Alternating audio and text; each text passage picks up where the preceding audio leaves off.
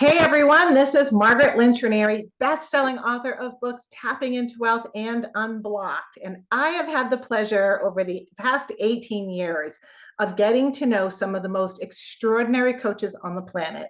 So I've created this limited series to give me and you the opportunity to hear from some of the most amazing coaches globally that I have had the pleasure of getting to know. So today we are all going to get to know a little bit more Magda Zavrilova. Hello, Magda. Hello, Margaret. Nice to hear you.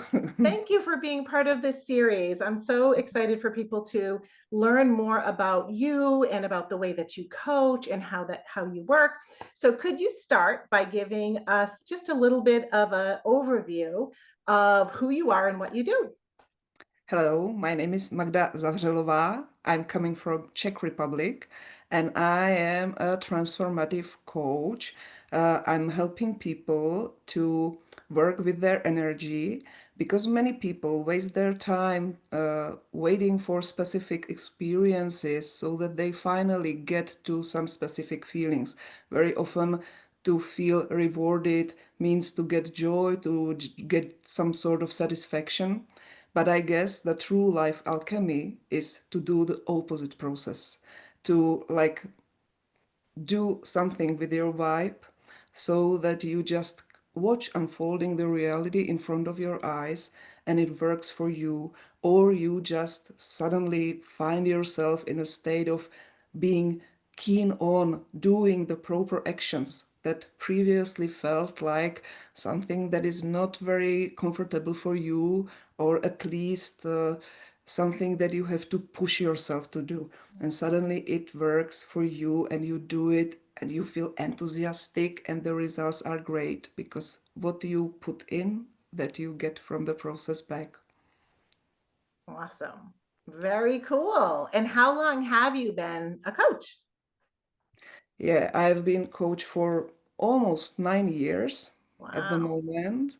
Yeah, and I when I met this energetic work, this EFT, this emotional freedom technique that it's all based on, it Mhm. was like a magic. It's a kind of magic for me, and it still is, because instead of struggling and pushing hard, you finally have something that works like under the surface, and it works for you, and it works on demand, and you can perfectly laser focus on what you want to change in your life.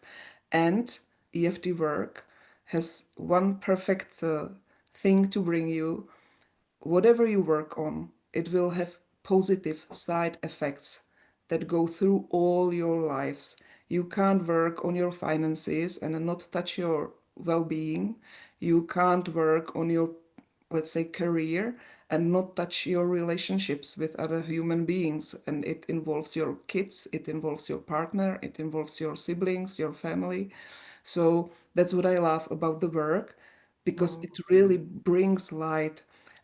I'm not only a coach, I'm also a health caregiver, I'm an optometrist, and the profession is all about bringing light to people Mm. and to focus light for them so that they can see precisely. And I absolutely love the work, and it's so connected to the EFT because EFT opens our brain functions. And what we thought, what we learn at the faculty was that eye and all the vision is prolonged function of brain. So to work with brain, to reach and spread its functions and to connect it to the vision functions, it's something that's deeply connected, and I enjoy the connection and enjoy the work for the people who work with me from both of these zones in my life, because yeah, the sixth chakra and the vision is something that is is my life, and it's my life too. Yeah. Such a beautiful connection between the light. I love that. This is one of the reasons that she is so cool. So tell me, just given your background, how did you become a coach? How did you become to be doing the work that you're doing, and why? Yeah. What drove you to Yeah. add this in? I guess this story is nothing special because almost everyone got to this sort of work through their own experiences. Everyone felt low everyone felt down, everyone hurts sometimes, as Mm. REM sing, you Mhm. know.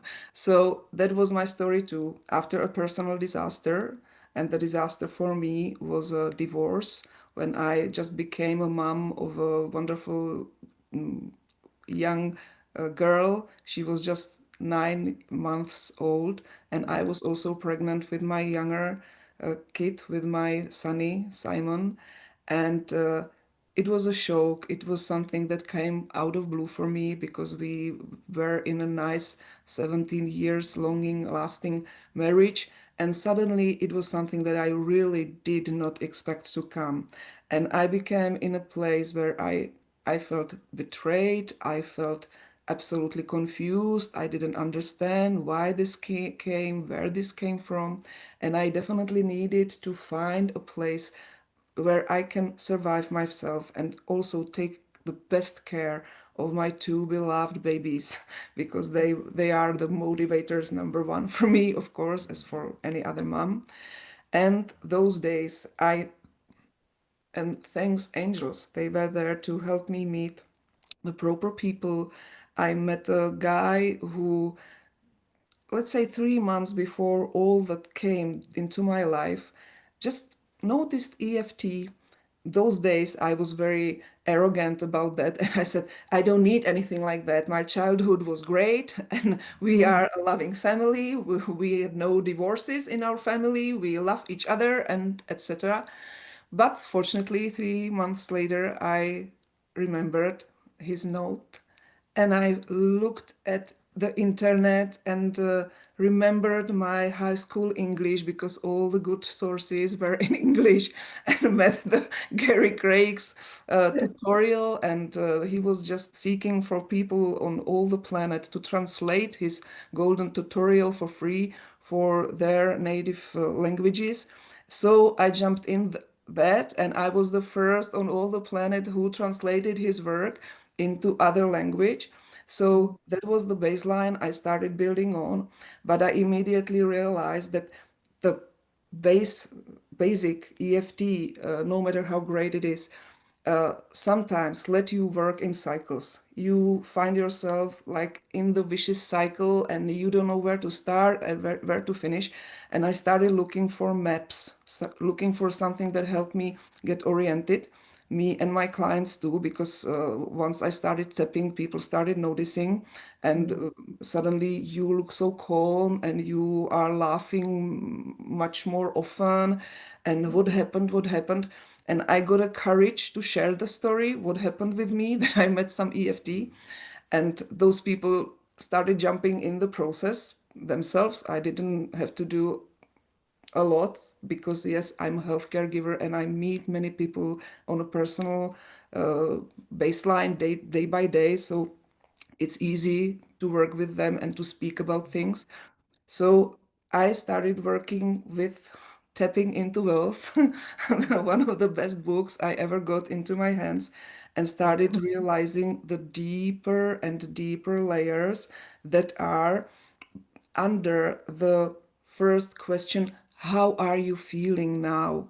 Because many people, because of the self-sabotaging processes in their minds, the self-protective Mhm. functions of our systems, are not able to really say what they feel. And this is also the number one problem when you try to do it yourself care with the EFT. And once I got the map, once I got the understanding of the chakra system, of the way how the energy is being layered one above another, and that it's all interactively changing whatever situation you get in, whatever hits you in your life, and started being really analyzing the feedback, because very often you get to the point where you feel like I'm done, I did a perfect work, now just the manifestation and the rewards have to flood me. Mhm. And wow, you get into the terrible fight with your spouse or with your colleague at work, and suddenly a policeman stops you till you just get out of your garage, and etc., etc. So I started being really, really precise in analyzing. And yes, there must be some connection, some energetic connection between how I feel. And if I really feel the deepest layer and feel that the work is done, I should really get the reward from the outside. And if I do not, the problem is not that the axiom that you can change your vibe and change the reality around you. It's not because it's not true, it's not working. It's just because you haven't done enough yet. And Mm, you have stopped too soon, to mm, get the reward. As you, if you plant a seed, you really can't, no matter how wonderfully you dance around the garden, you still have to wait till the harvest come, you know, and that's impatience is one of the things that was a side effect, nice side effect for me too, because I suddenly was able to wait for the harvest. And mm, that's the work I want to do for people because I love the light that it starts into in their hearts, and I mm. love to share it with them. Yes. Beautiful. It really sounds like you're talking about the difference between having a technique, even a really good technique like Yeah. tapping or It- understanding the chakra system. yeah. And I hope all of you listeners are hearing, this is why I'm interviewing Magda today, because you're hearing the mastery level that you have really risen to of taking something that's a powerful technique, but you're adding so many levels to it that really transform people. So let me ask you, like when you work with clients or your patients are coming in and they end up becoming clients, Mhm. for this kind of work, what do people usually get wrong about personal growth or changing their lives or manifesting the life of their dreams? Yes. What do they typically misunderstand or get wrong about that? Uh, yes. If people just look around at their lives and say, I'm not satisfied, I feel stuck. I guess they very often start pushing harder because they feel like I haven't done enough, I didn't put enough energy into the process, and I have to do more. But I guess it's not a matter of the amount of energy, it's about the quality of energy. Because Mm, each action we do, it has no power to change things. It just multiplies the energy that you had entering the action. In Czech, we have a saying that says, if two are doing the same, the result won't be the same. And it's just the thing. You can do on the outside the same movements, you can do the same things, say the same words, but one person finish with a standing ovation, and the other is like, mm, mm. like it was a waste of time to listen mhm, to her because one mhm, of them is entering the action maybe with a feeling of helplessness or hopelessness, and they really get the harvest. They get the more helplessness, the more hopelessness. And on the other side, if you jump into the action and you feel enthusiastic, you feel keen on, you are self-confident, you don't have to think too much about how to do things. And in mhm, the end, you really get multiplied self-confidence. So mhm. anytime you get stuck, do not measure quantity.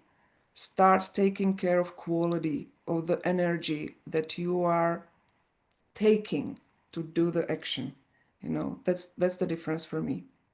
Yeah, and I think you're speaking to something so amazing, which is the difference between the traditional use of mindset, where we're just trying to change our mind, but you're talking about confidence and enthusiasm and energy, and that is just so different. It's really really fascinating what you're doing. Another question for you. When I think about if someone's listening, how what are some of the challenges that you see, in your clients that when they Yeah. come to you, even if they're high performers or their life is pretty successful, they have a successful career or relationship, what are some of the big sort of mind challenges, things they're thinking, or emotional challenges that Yeah. you see in people? And second part of my question is, because I think it's related, what makes it hard for people to change if they come and say, well, I've been trying and trying and trying to fix this, Magda, and I haven't yet. Yes. The biggest challenge, because it was the big challenge for me too, during the process, was criticism and self-criticism, because I was raised in a mentality that you just have to uh, keep rules, you have to do things properly, and you can choose to do it best or to do it wrong. Nothing in between of that. Yeah. And once I got to the energetic work and using the feedbacking of the reality, I really realized how big thief of rewards there are still flowing into your lives. It's like you are in a heavy rain. But if Mhm. you have a criticism in your mindset, you are using very nice umbrella against it, against all the reward, because the universe is Wow. flooding us now, in a second, in another second, tomorrow, in a week, in a year. The process is still here. The only thing that you can choose is to stay and accept, or to be under umbrella so that not a drop gets to your skin. And Wow. that's the criticism. That's a criticism. People think that it's clever, that it helps them get oriented in their lives, that it helps them to decide what's good and what's wrong, and not to lose their performance and to stay on the right track. But the truth is that they are just opening the umbrella against the reward. That, Mm. that would be my advice for high performers, Mm. So especially for them. yeah, their inner critic, or the way I think of it, from what you're saying, which I love what you said, which is there's either the best way to do it or the wrong way to do it, which I think is going to resonate with people listening, because we always think we're supposed to do it and know how to do it the best way. And so the inner critic can just be saying, it's not good enough yet. You haven't done it good enough Yes. yet. You're not good enough yet. Yeah. And so I love that distinction, because I think you're right, especially with people who've achieved a lot. If you're listening and you're thinking, well, I say that to myself a lot, this is your aha moment right now, right? Saying that to yourself a lot is an aha moment. You're under the umbrella instead Yeah. of receiving.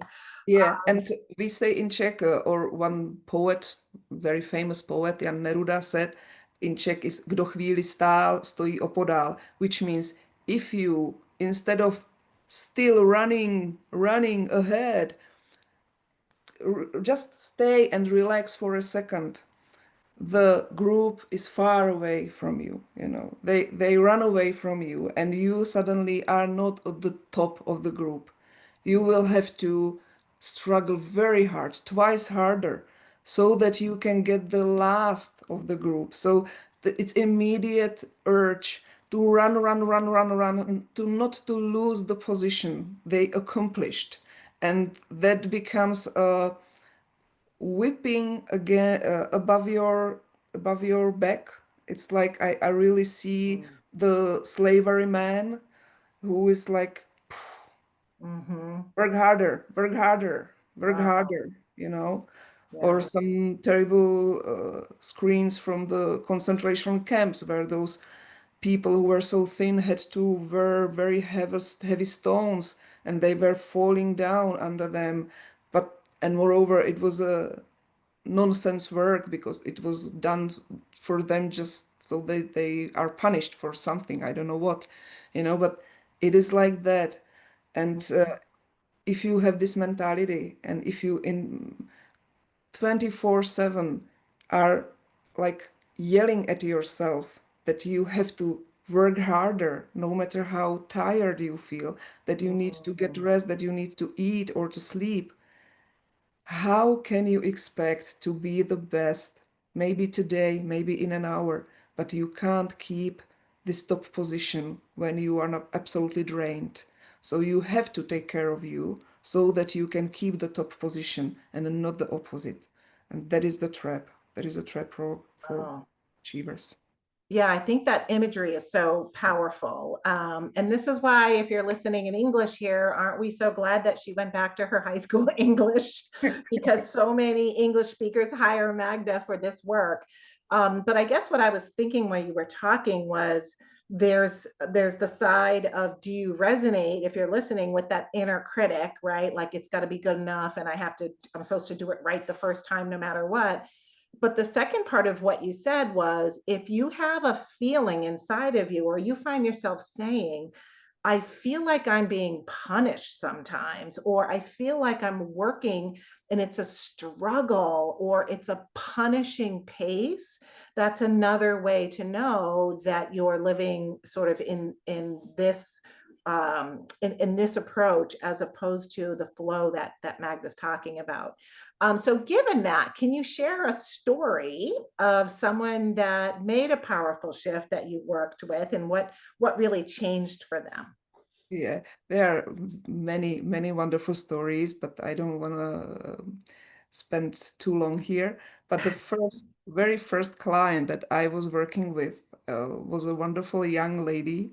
She was a student of veterinary medicine, and I met her as an optometrist because she came with a very special troubles that an ophthalmologist, of course, said are not because of organic damage, are somewhere at the edge of psychosoma. So there was a perfect space for me to try to intervene. So I offered her a session, and she suffered with a compulsive obsessive disorder. Yes, and she was at the top of her medication, and her psychiatrist said that he's not allowed to give her anything stronger. And she was like diving into deeper and deeper issues in her life. And she came to me, and we had a wonderful session. And she, after the session, went to the psychiatrist, and together they decreased the pills for more than 70%. Wow. And it was something that just demonstrates the positive side effects of EFT work, of the Yes. energetic coaching, chakra coaching, that she suddenly excited called me, and she was like speaking very fast and was really happy, and was, what's on? And she said, I have a long life lasting phobic of all serpents. I hated snakes. I was so in fear that I couldn't just hear the it was for me like I was falling in a heart attack. And And she's you a know what just happened? veterinarian. Yeah, she was like in a paranoid. I was surprised that she was studying the veterinary medicine, but it was her choice. And she Wow. said, today I just caught myself that when the professor asked us to one volunteer to go in front of the class and try the manipulation with 3 meters long anaconda, I caught myself going there, doing everything absolutely self-confident as a professional. All the class was staring at me because they were more in fear than I was. And when I came back to the desk, I just realized, oh my gosh, I used I used to be somewhere those days serpent phobic, but it's gone. It's gone. And she definitely realized that it was because of the EFT session. And later we were able to find out to the traits that she was resonating with, and she was feeling like it's the typical trait of all the serpents, Mm-hmm. something that we went through in our session, and we made her phobia disappear. So this is what can happen sometimes just after one session, you know. Yeah. And so it's like another positive side effect of the work Yeah. that you're doing. That's amazing. Yeah. And I think, what I've heard from hearing from people who've worked with you as well is that, well, first of all, they're, again, because most of the people that I've talked to are English speakers, they're so happy that they can work with you in English. Um, especially, you know, from all over the world, English speaking people everywhere, but that same sort of surprise of, I did this thing and I didn't even hesitate, I just did it. And no wonder why she was calling you so celebratory, because that's such an incredible real result that I'm Yeah. sure that courage and that confidence, right? It's not just with the snake, it's a bigger picture of that. So I really appreciate that. That's such a fun story too. So given that, right, given where she was, given where she ended up, and the issues that you deal with most, if someone is listening right now and they feel really stuck, or they're like, I do feel like I'm working really hard and it's a punishing cycle and I never get reward, or I do know that I've got a lot of inner critic. What would you want them to know? Yes, first of all, if you are stuck and you do not understand why, because it seems like you've done everything possible and the reward is still not coming, my advice is to take the number one trait that you are proud of yourself Mm, and doubt it. mm, Challenge it and look at it as it was the burden. Do it just as an exercise, just as an interesting. exercise. You know, if you were in all your family, you were so proud for your responsibility, Hmm. take the adventure and have a look at it as it was a burden that is like sticking you down and making you play small, because sometimes it's something that leashes us. The Mm, responsibility is something that people get used to, that we do their work for them because we can't stand not doing that, for example. mm-hmm. So anything that you feel proud of and that you would put in your CV or the top position, Hmm. try to have a look at it as if it was your biggest problem and tap about it, you know. That's the thing. And wherever you are in your life, you don't have to go through the tough places yourself. I know very well because I was the person with the hit first chakra, and I know very well how shocked and how counterintuitive you feel when you are asked to run into the building on fire. But I'm a fireman. I will go there for you and I will unlock you if you feel present in the room where everything becomes hot and the air is not fresh at all. You don't Wow. have to do that yourself. There are people who jump contra-intuitively into the building on fire for you. And in the end, you know what? It was all just a Maya.